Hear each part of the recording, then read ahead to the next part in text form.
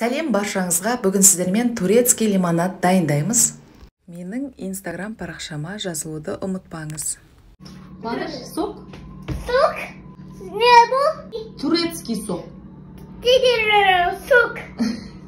Турецкий сок деш? Сок. Сок. И жаным, турецкий сок деп жатыр. Жасап көріңіздер. Турецкий лимонадты жасап көріңіздер. Салқындатып ішсеңіздер, шөліңізді қандыратын, дәмі керемет бұл сусынды сіздер міндетті түрде жасап көріңіздер. Оны жасау үшін лимон, апельсин, шекер, жалбыз және су қажет болады. Суды ыдысқа құямыз, үстінен шекерді салып, шекер ерігенше араластырамыз. Қайнаған суды суытып, немесе магазиндегі суды қолдануға болады. Ең бастысы суымыз таза болуы керек. Турецкий лимонадта жалбызды өз қалауларыңыз бойынша қоссаңыздар да, қоспасаңыздар да болады. Жалбыздың дәмі ұнаса, міндетті түрде қосыңыздар. Мен осылай жапырақтарын үзіп дайындап қойдым.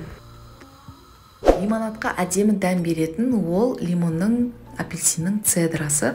Оның ақ бөлігіне өтпейміз, тек ең сыртқы бөлігін ғана осылай үкіштен өткізіп аламыз.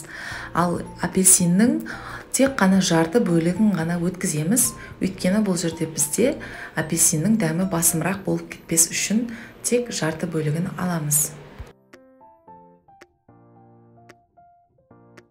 Суымызға цедраны және жалбызды салып араластырамыз.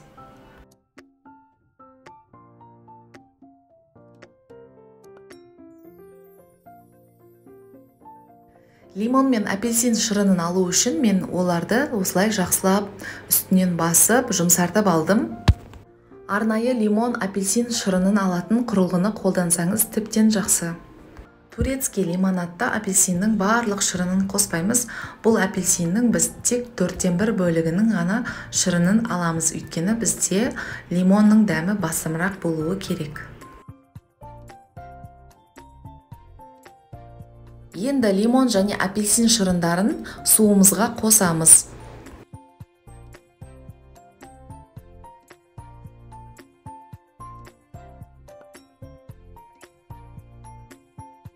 Жақсылап араластырамыз.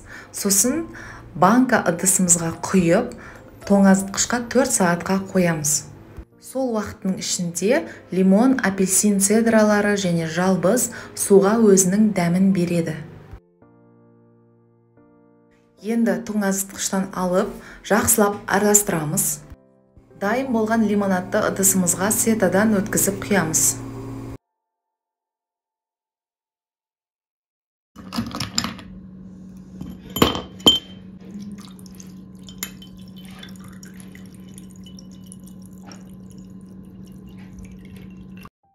Біздің турецкий лимонадымыз дайын, мұздатып, салқындатып ішіңіздер. Сіздерге міндетті түрде ұнайтынына сенімдімін. Жасап көріңіздер, шөліңізді қандыратын таптырмас сусын.